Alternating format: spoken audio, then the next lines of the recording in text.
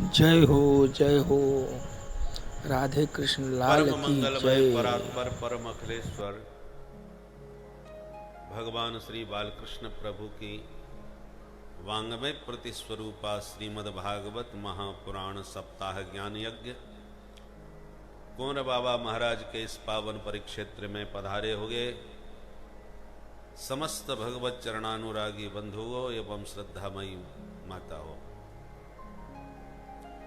कल हम लोगों ने श्रवण किया सम्राट परीक्षित को 7वें दिन तक्षक के डसने का शाप मिला तो महाराज परीक्षित सर्वस्व त्याग करके गंगा के तट पर अनशन व्रत लेकर के बैठ गए।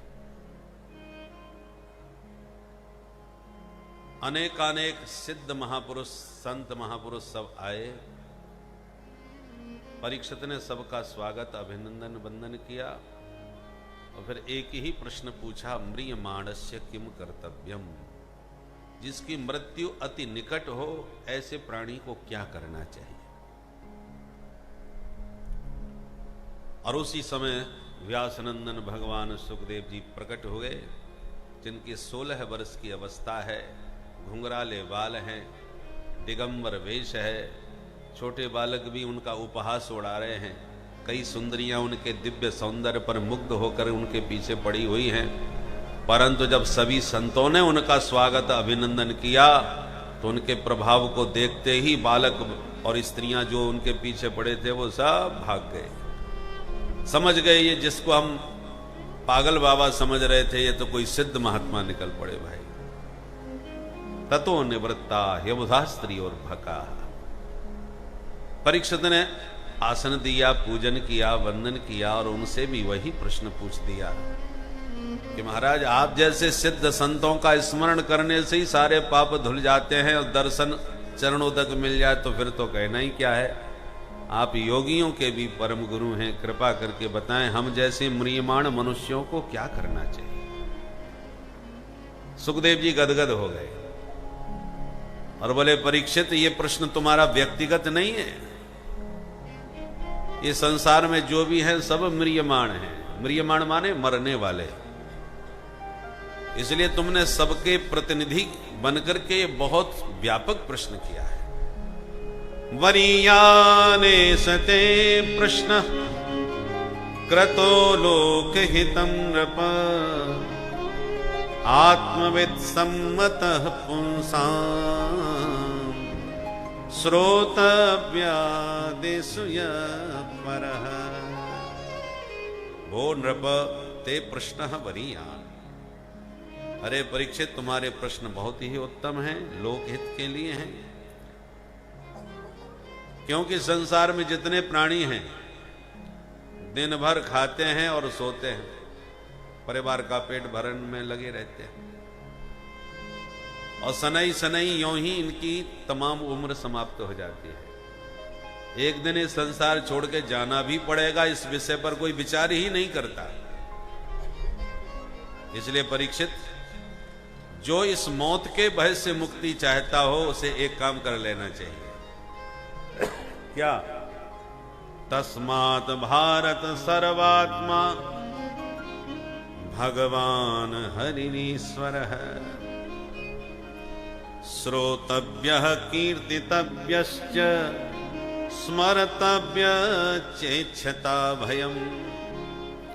अभय चाहने वाले को मौत से डर न लगे, ऐसा यदि कोई चाहता हो तो उसे मृत्यु के भी मालिक मुरली मनोहर माधव से अपना नाता जोड़ लेना चाहिए। नाता जुड़ेगा कैसे? श्रोतव्य, पहले उनकी कीर्ति का, उनकी महिमा का श्रवण करो। उसके बाद कीर्तितव्य, उनके गुण गणों का गायन करो, दूसरों को भी सुनाओ। और तीसरी बात स्मर्तव्य, यदि कोई समझ में ना आवे, ना सुनने वाला ना सुनाने वाला, तो चुपचाप एकांत में बैठ के प्रभु का स्मरण करो। परीक्षित बोले, हमारे पास तो 7 ही दिन है महाराज, हम क्या क्या करें।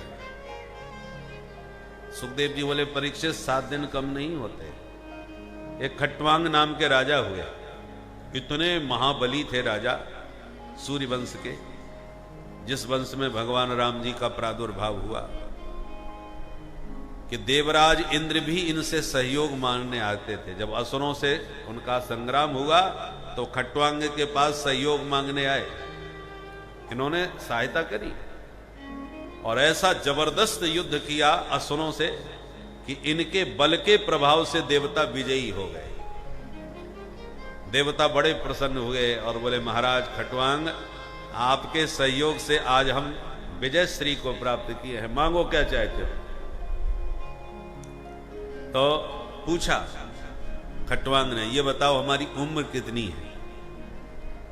तो गणित लगा करके देवता बोले, महाराज आपकी उम्र में सिर्फ एक मुहूर्त बाकी है, एक मुहूर्त के बाद आप मरने वाले।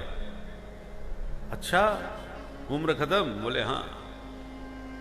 तो बस जल्दी से जल्दी हमें गंगा के किनारे पहुंचा दो। देवताओं ने तत्काल शीघ्रगामी विमान में बैठाकर गंगा के किनारे पहुंचा दिया और एक मुहूर्त के ही भीतर गंगा तट पर आकर के पद्मासन लगा के भगवान के चरणों में चिंतन मन लगा के सब तुरंत शरीर त्याग कर सीधे भगवान के धाम को चले गए। मुहूर्तात् सर्वमुत्सृज्य गतवान अभयम हरि। एक मुहूर्त में ही भगवान के धाम को प्राप्त कर लिया परीक्षित, पर तुझे तो 7 दिन पहले पता चला है, उन्हें तो एक मुहूर्त पहले ही पता चला था, फिर भी मुक्त हो गए। तेरे पास तो पूरे 7 दिन हैं। चिंता न करो राजन, 7 दिन बाकी अभी, घड़ी भर में ही परलोक प्राप्त होता है। खट्वांग से राजा का मोक्ष 2 घड़ी में हुआ, तेरा तो शरीर अभी 7 दिन तक रहता है।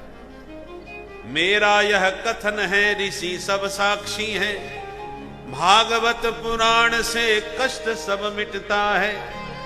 देखता हूं आज से 7वें दिन तुम्हारे लिए, मोक्ष द्वार राम मार्ग कैसे नहीं खुलता है। ये सुखदेव जी का आत्मविश्वास बोल रहा है कि जब एक मुहूर्त में कल्याण हो सकता है तो 7 दिन में क्यों नहीं होगा भाई। परीक्षित के भीतर जो मौत का भय बैठा हुआ था वो सुखदेव जी के वचन सुनते ही भाग गया। असली डॉक्टर वह है जो मरीज का हाथ पकड़ते ही मुस्कुरा के ऐसी बात करे कि उसका आधा रोग ठीक हो जाए। उसको विश्वास दिला दे डॉक्टर कि हम तुम्हें पक्का स्वस्थ करके भेजेंगे, बाकी तो उसका भाग्य फिर क्या होगा। और कुछ डॉक्टर ऐसे होते हैं जो हाथ पकड़ते ही आधा बीमार कर देते हैं, ना हो तो बीमारी अलग जाए। भाई तुम्हारे लक्षण ठीक नहीं दिख रहे, कहीं ऐसा ना हो कहीं वैसा ना हो। अब देखते हैं भाई, चेकिंग अपना चेकअप करवाओ, उसके बाद जो होगा देखा जाएगा। कोशिश हमारी है, आगे तो ऊपर वाला जाने। मरीज की तो धड़कन वैसी तेज हो जाएगी, भगवान जाने अब मुझे क्या होने वाला है। सदगुरु वैद्य वचन विश्वासा। संत सुखदेव जी सदगुरु वैद्य है। ऐसा विश्वासपूर्ण वचन बोला कि परीक्षित का भय दूर हो गया कि अब मेरा कल्याण पक्का है। अच्छा हमारा ये बताओ तो भगवान का ध्यान कैसे करें। सुखदेव जी बोले, पहले 4 बातों का अभ्यास करो, तब ध्यान लगेगा। कौन कौन? जितासनो जितश्वासो जित संगो जितेन्द्रिय, स्थूले भगवतो रूपे मनः संधारये धिया। सबसे पहले आसन सिद्ध करो, जितासन। एक आसन पर रीढ़ की हड्डी सीधी करके बैठना चाहिए, तब मन एकाग्र होता है, तब ध्यान लगता है। बोलो जय श्री राधे। जय श्री राधे। ये जो घुटना मोड़ करके और फिर हाथ से जो बांध करके बैठते हैं ना, इसको दरिद्रासन कहते हैं। ऐसे बैठने से दरिद्रता आती है, आलस्य आता है। दरिद्रासन समझ गए? ये दोनों घुटने यो मोड़ करके, ये आसन दरिद्रता पैदा करता है, आलस्य पैदा करता है। इसलिए आसन हमेशा सीधा जो अच्छा लगे, पर रीढ़ की हड्डी पीठ की जो है वो एकदम सीधी होनी चाहिए। ऐसे बैठ करके फिर ध्यान लगाना चाहिए। ध्यान चाहे कथा में लगाना चाहो चाहे भगवान में, पर ध्यान यदि लगाना है, मन एकाग्र करना है, तो आसन सिद्ध होना चाहिए। दूसरी बात, जितश्वास, प्राणायाम के द्वारा श्वास पर संयम करना चाहिए। प्राणायाम कैसे किया जाता है? इस हाथ के अंगूठे से नासिका का छिद्र एक बंद कर दो, दाहिनी तरफ दाहिना नासिका छिद्र बंद करके फिर बाएं नासिका छिद्र से श्वास को धीरे धीरे भीतर भरो। और आप शिखा सूत्रधारी ब्राह्मण द्विजाति हैं, तो गायत्री मंत्र पढ़ते हुए श्वास को भीतर खींचना चाहिए। एक गायत्री मंत्र पूरा होते श्वास जितनी भीतर चली जाए उतना खींच लेना चाहिए, एक गायत्री मंत्र पढ़ते। और फिर दोनों नासिका छिद्रों को रोककर श्वास को भीतर ही रोके रहना और 4 बार गायत्री मंत्र पढ़ना, मन ही मन। एक गायत्री मंत्र पढ़ के श्वास भीतर, 4 गायत्री मंत्र पढ़ करके श्वास को रोके रहना, और फिर जिस अंगूठे से आप उसको खोल करके अंगूठा हटा लो और इस बाएं नासिका छिद्र को बंद रखो, दाहिने नासिका छिद्र से धीरे धीरे श्वास बाहर निकालो, 2 गायत्री मंत्र पढ़ते हुए। तो श्वास भीतर भरते हुए 1 गायत्री मंत्र, रोके हुए 4 गायत्री मंत्र, और छोड़ते समय 2 बार गायत्री मंत्र पढ़ना चाहिए। इस प्रकार से प्राणायाम करें।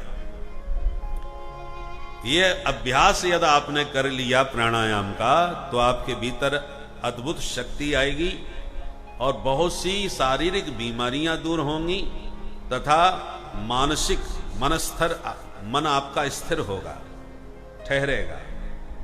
इसलिए प्राणायाम परम बलम, प्राणायाम में बड़ा बल होता है, इसका नित्य प्रति अभ्यास करना चाहिए। पूरक कुंभक, सांस को भीतर भरने का नाम है पूरक, रोकने का नाम है कुंभक, और बाहर छोड़ने का नाम है रेचक। ऐसे पूरक कुंभक रेचक विधि से प्राणायाम करे। ब्राह्मण त्रिकाल संध्या करते थे, प्रातः काल, दिन में और सायंकाल, तो 3 बार वो प्राणायाम का अभ्यास हो जाता, संध्या में प्राणायाम किया जाता है।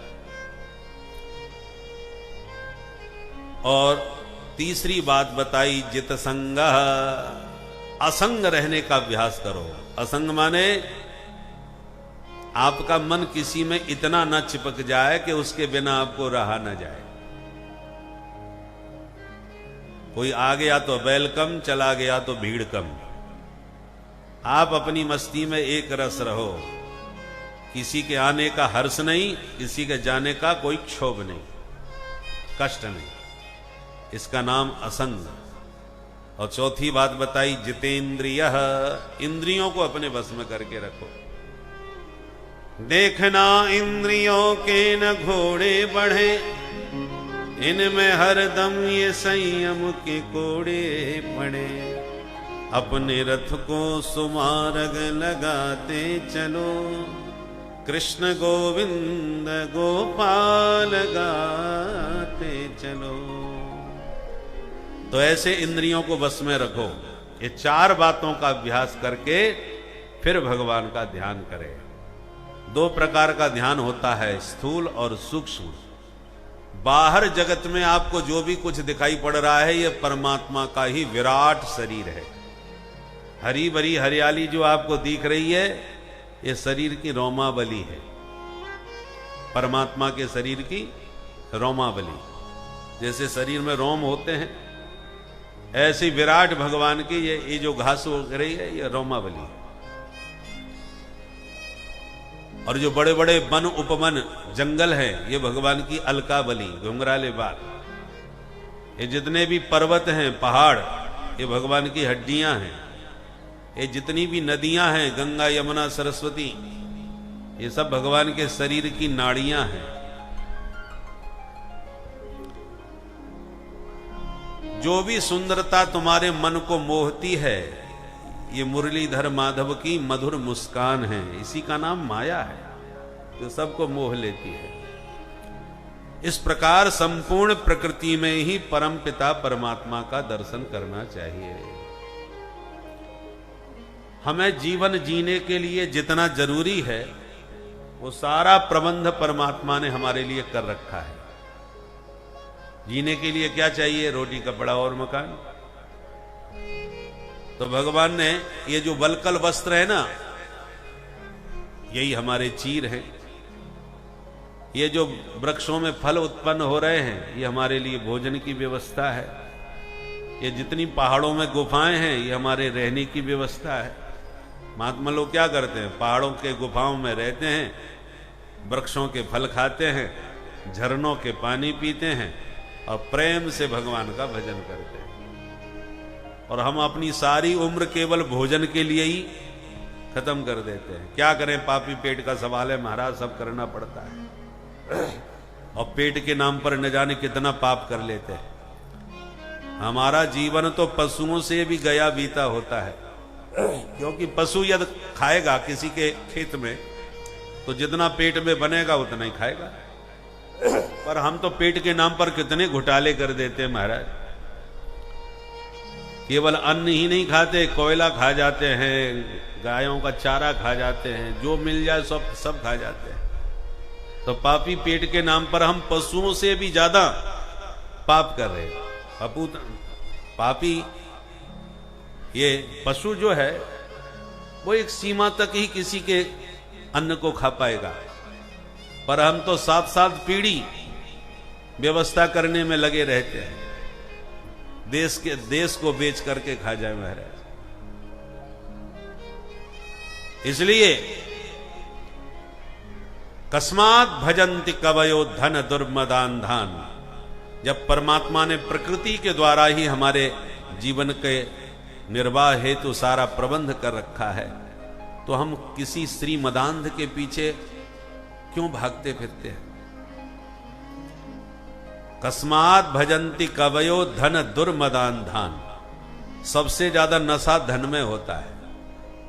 पैसा जहां आया कि माथे में गर्मी अपने आप आ जाती है।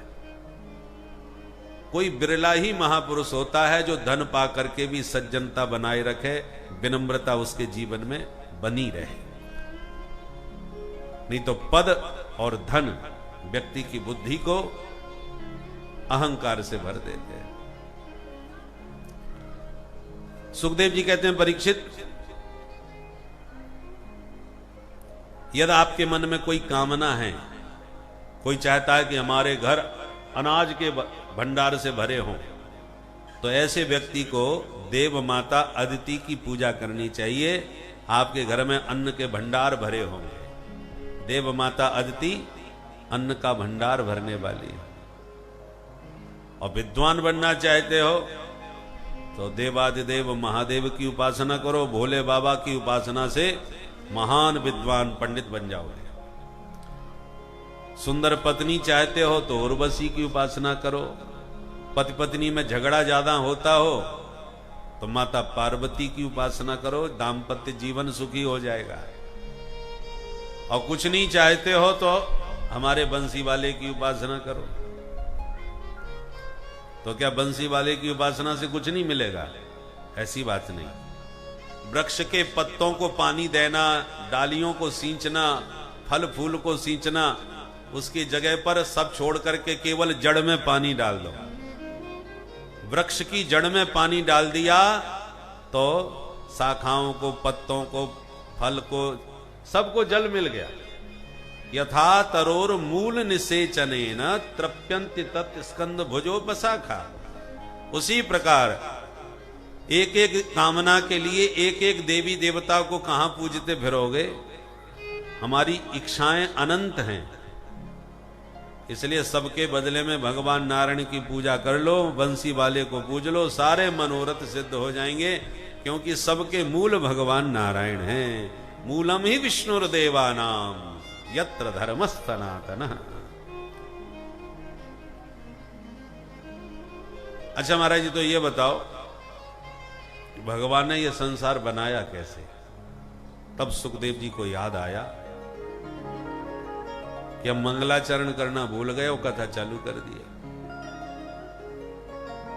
तब सुखदेव जी अब मंगलाचरण कर रहे हैं कि पहले मंगलाचरण कर लें फिर जवाब देते हैं।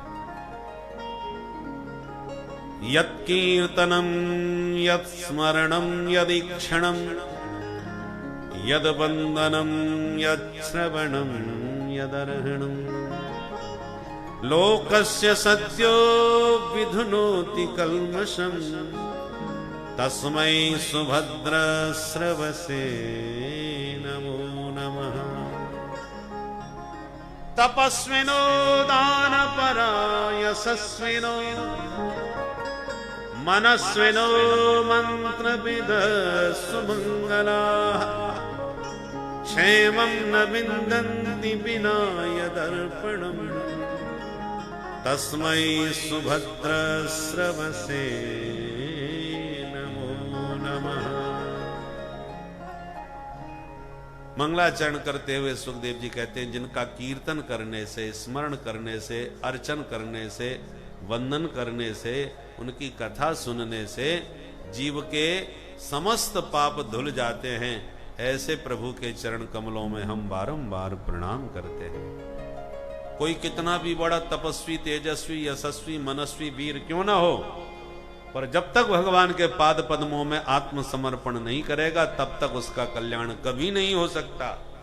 ऐसे प्रभु के चरणों में हम बारंबार प्रणाम करते हैं। दूसरी ओर कितना भी बड़ा कोई पापी हो, येन्ने च पापा यदुपाश्रयाश्रया शुद्ध्यन्ति तस्मै प्रभ विष्णवे नमः। बड़े से बड़े पापी, ये अन्य च पापा, पापा माने महापापी। जो बड़ा पापी होता है उसको पापा कहते हैं। पाप एक वचन है, छोटा थोड़ा जो पाप है वो एक वचन है, और जो बड़ा पाप है उसको पापा बोलते हैं। और आजकल हम लोग पापा कहलवाने में बड़े गदगद होते हैं। बोलो राधे राधे। राधे राधे। रामचरितमानस हो, चाहे श्रीमद् भागवत हो, चाहे भगवत गीता हो, तीनों ग्रंथों में पापा का एक ही अर्थ किया गया है, महापापी। मानस पुण्य हो ही नहीं पापा।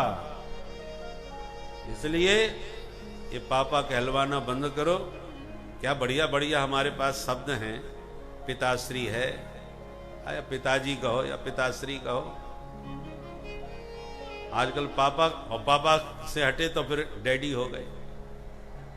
अब डैडी भी हट गया, डैडी भी लंबा लगने लगा, बोला डैड। डैडी को भी डैड कर दिया, जीते जी मार दिया बेचारे को। डैड का अर्थ क्या होता है ये अंग्रेजी वाले ही जाने। तो डैडी को भी डैड कह दिया और मां को मम्मी बना दिया। मां की जगह मम्मी हो गई और पिता की जगह डैड। इसलिए शब्दों के अर्थ होते हैं, मतलब होते हैं। और जब से हमने माता पिता को मम्मी डैड कर दिया तब से वृद्धाश्रम खुल गए,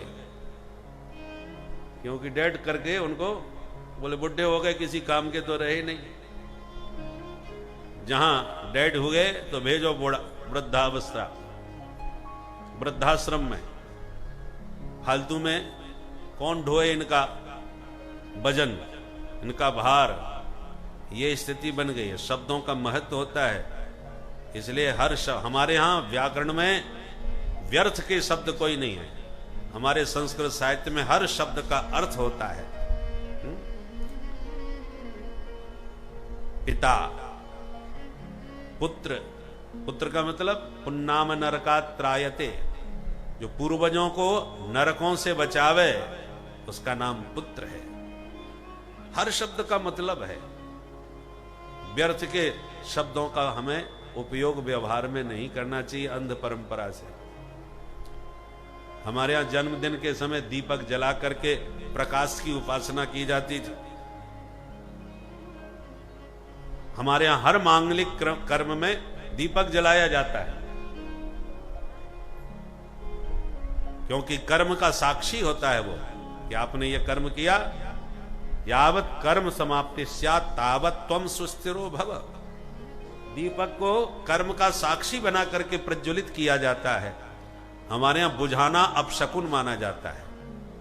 पुराने जमाने में जब लाइट नहीं थी तो लालटेन जलाई जाती थी, चिमनी जलाई जाती थी, तो कभी भी फूंक मार के नहीं बुझाते थे। उसकी लौ कम कर दो और बुझाना ही पड़े तो हाथ का झप दे करके बुझा दिया। फूंक मार के नहीं बुझाते थे। आप जो बुजुर्ग हैं उन्हें सबको पता होगा, जो लालटेन और चिमनी के जमाने में जिए हैं।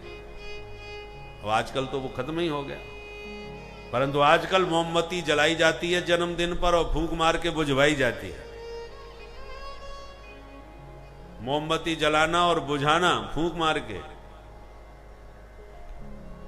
जितने साल का बच्चा हो गया उतनी मोमबत्ती जला देते हैं। तो ये सब अपशकुन है, अमंगलकारी है।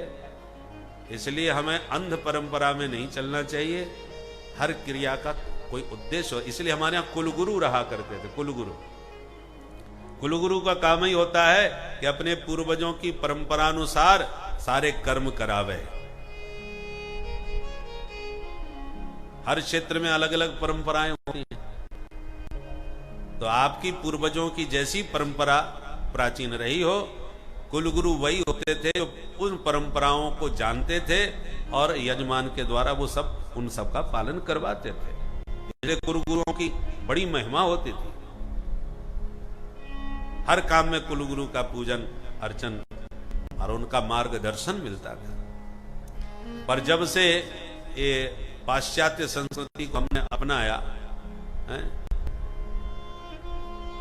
हॉस्टल में बच्चे पढ़ने चले गए तो कुल परंपराएं भूल गए, कुल गुरु से दूर हो गए, कुलीनता सब चली गई। बुजुर्गों का सहारा रहा नहीं। हॉस्टल में जैसा पढ़ा, जैसा वातावरण मिला, उसी सांचे ढांचे में ढल गए और फिर वहां से निकले तो फिर कहीं बाहर बड़े महानगर में जॉब लग गई तो वहां चले गए और पता चला बढ़िया जॉब लग गई तो विदेश चले गए। अब न तो कुल की परंपरा का ज्ञान रहा, न कुलगुरु वहां उपलब्ध रहे, जहां गए वहीं बस गए। तो सारी परंपराएं हमारी विलुप्त हो गई और जो हमने टेलीविजन में या धारावाहिकों में जैसा देखा वैसा ही हमने भी सीख करके अंधानुसरण चालू कर दिया। इसलिए कुलगुरु का बड़ा महत्व होता है, उनके साथ हमेशा जुड़े रहना चाहिए। हर शुभ कार्यों में, मांगलिक कार्यों में कुलगुरु को बुलाना चाहिए, ताकि आपके प्राचीन परंपराएं आपकी सुरक्षित रहें, आपका कुल धर्म सुरक्षित है, आपके जीवन की कुलीनता परंपरा में बनी रहे।